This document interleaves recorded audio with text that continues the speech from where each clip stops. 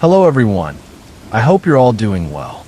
Today's story is going to be very scary, so close your eyes, put on your headphones, and listen in peace.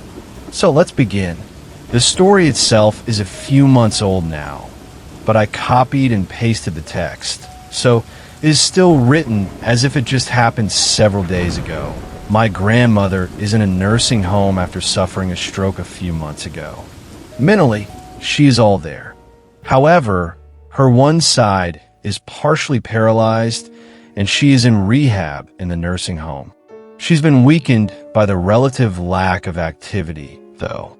On Sunday, as we were getting ready to go visit her first thing in the morning, as we always do, we got a call from the family of her old best friend.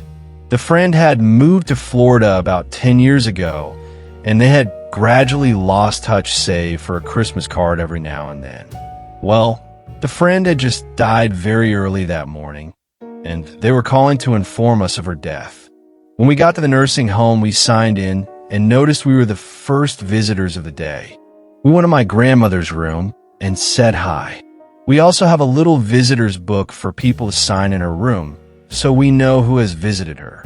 Nobody had signed it since Saturday morning.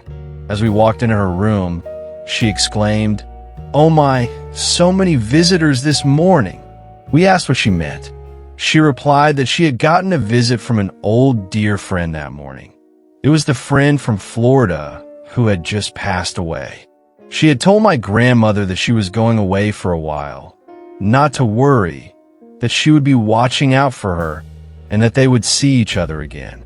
My grandmother also remarked at how healthy she looked. I've never had chills run down my spine like that before.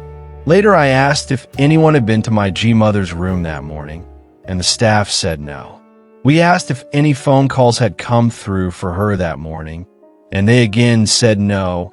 They also logged phone calls for residents, and when they checked the logs, there was nothing that they had forgotten. I also this morning called the family of the friend in Florida to offer my condolences and ask if they had called anyone else around here. I asked under the guise that I would help notify people around here, so I didn't want to double call people. They said we were the only ones they had called from around here, and the only reason they called us is because they thought my grandmother still lived with us. They had no idea until I told them this morning that she is in a nursing home. I know it's in the realm of reality that she could have simply dreamed it, but the chances of her having a dream like that with that sort of message on the very morning that her friend died are so remote that it still gives me chills. My grandmother's friend died, and about the time she died, my grandmother saw a vision of her saying goodbye, even though my grandmother had no idea her friend had passed. Now, let's start the second story. My best friend died of cancer back in 2002. We were incredibly close in every way, and we spent the majority of our free time together. Almost a year after she died, I was in my apartment sleeping, and my phone rang around 3 a.m. I had one of those Sony Ericsson T610. I was very groggy and picked up the phone from my nightstand and looked at it. I saw it was my friend's number. I immediately became alert and awake and answered the phone very curious. I said hello a few times, but all I could hear was very loud static for about 30 seconds. Eventually, the call ended. At this point, I was freaking out and called the number back only to get an automated recoding that this number was out of service. I then called her mother's house to see if possibly her older sister may have had my friend's old phone and might have called me by accident, but there was no answer in my friend's mother's home. Come to find out, the remaining family was away in Miami. After they came home a few days later, I took the phone to them and showed them the call log, and they were in disbelief. They went to my friend's room and got the phone out of the drawer where it had been sitting for months. Battery stone cold dead. Now let's start the third story. My daughter was born with mild tracheomalacia, soft windpipe. The only trouble it ever caused was that she would make a whistling sound sometimes when she was breathing, especially when she was excited or upset. Fast forward to when she was about 4 months old and fast asleep in her crib one evening. Her older brother had the stomach flu that day and had been throwing up.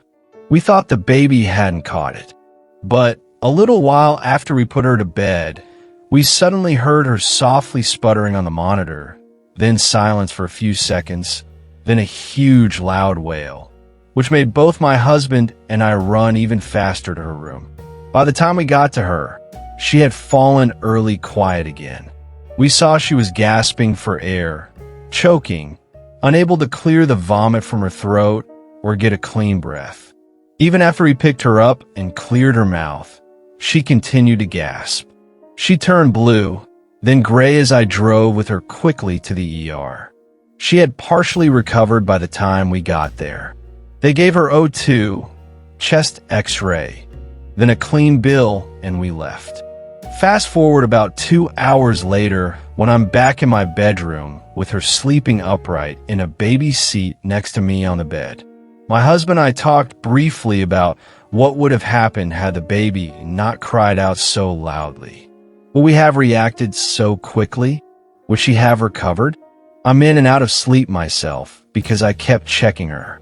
One of the times, just before I had fully awoken, I looked out in the hallway and saw my grandfather, who had passed away a few years prior. When he was alive, he was not the most involved granddad, but when he met my husband, my boyfriend at the time, they had an instant connection. When he passed away, his last coherent words were, "I'm not going to make it to Altruitis and Mr. Altruitis' wedding, am I?" He loved my husband dearly. Anyway, I see him out in the hall this night. He is just standing there in khakis and a polo with his hands in his pockets. In my dream state, I see all my children except the baby pulling at his arms and playing with him. He has a simple smile on his face. He looks over toward the baby's room and back at me and says, "I'm sorry I made her cry, but I'm glad she's okay."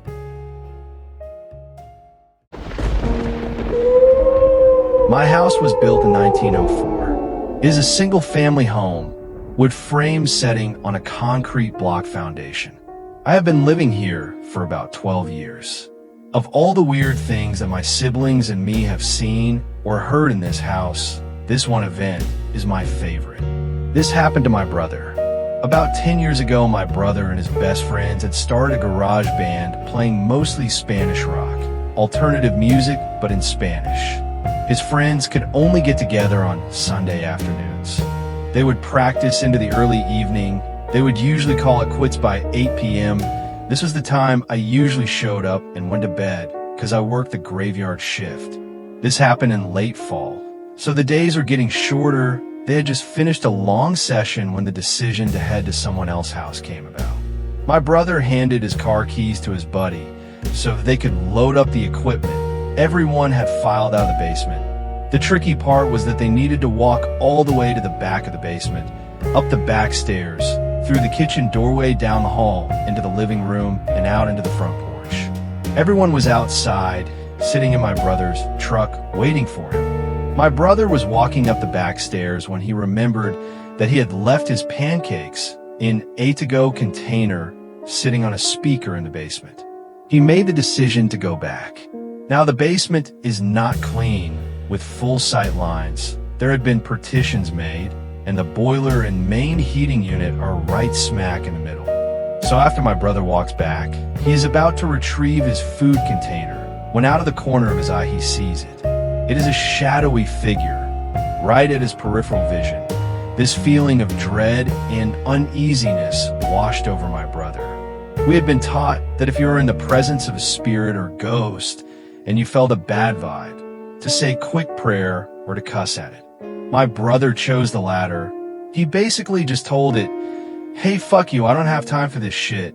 Then my brother started to walk to the back of the basement and briskly up the stairs, closing doors and turning off lights as he was walking out. The last light switch is on the opposite side of the front door. Luckily, the door was open and the light from the street lamp was flooding the living room with its amber light. My brother said he felt something at his back, but at no point did he turn around. As he flicked the last switch, the living room went dark as the rest of the house. As he stepped out, he pulled on the door, closing it behind him. Still holding his food container in one hand, he jogged down the few porch steps. He walked toward the front gate. Our house resides far from the main street, essentially having a large front yard, but no rear garage. As he closed the gap between himself and his friend-laden truck, he kind of smiled and thought things over in his head, mad at himself for spooking out when there was no reason. He climbed into the driver's side of the truck, putting on a seatbelt and getting ready to pull out of the parking spot directly in front of the house, when one of his friends asked, "Hey, wait, what about your brother? Isn't he coming with us?" My brother answered, "What do you mean? He went to work early tonight. He's already gone. Do you see his car anywhere?" The next question they asked, "So then who was walking behind you when you were leaving the house?"